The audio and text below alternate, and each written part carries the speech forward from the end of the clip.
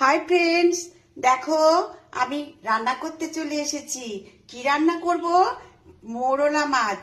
দেখো, মোরলা মাছটাকে আমি আলু, পেঁয়াজ, টমেটো, ধনেপাতা, নুন, হলুদ, কাশ্মীরি মির্চ, ধনে জিরের গুঁড়ো সবকিছু দিয়ে আমি ম্যারিনেট করে নিয়েছি। এবারে আমি রান্নাটা বসিয়ে দেব।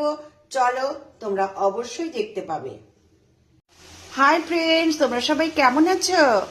আশা করি তোমরা সবাই ভালো আছো। এই দেখো, রান্না বসিয়েছি।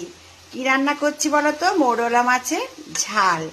এবারে দেখো, মোরলা মাছটাকে আমি সব কিছু দিয়ে মাখিয়ে নিয়েছি। আলু, পেঁয়াজ, টমেটো, কাঁচা লঙ্কা, ধনেপাতা, নুন, হলুদ, কাশ্মীরি মির্চ আর অল্প একটু ধনে জিরের গুঁড়ো, আদা বাটা দিয়ে ভালো করে মেখে নিয়েছি। নিয়ে দেখো, আমি তেল গরম করে বসিয়ে দিয়েছি। চলো, এবার রান্নাটা হয়ে যাক।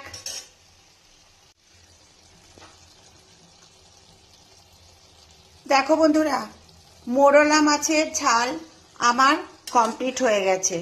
এবার আমি এটাকে সার্ভ করে দেব। কেমন হয়েছে বন্ধুরা? তোমরা কিন্তু জানাবে অবশ্যই। দেখো বন্ধুরা, দেখো মোরলা মাছটা রান্না করে আমি বাটিতে সার্ভ করে দিয়েছি। আমার মোরলা মাছ ঝাল রান্না হয়ে গেছে। দেখো বন্ধুরা, আমি কি করছি বলো তো? এটা হলো মাছের তেল, বুঝেছ? কাতলা মাছের তেল আমি পেঁয়াজ, কাঁচা লঙ্কা আর নুন, হলুদ দিয়ে ভাজা করছি।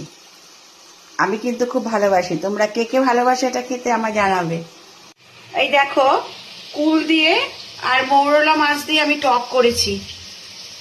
কুল আর মৌরলা মাছের টক কেমন হয়েছে?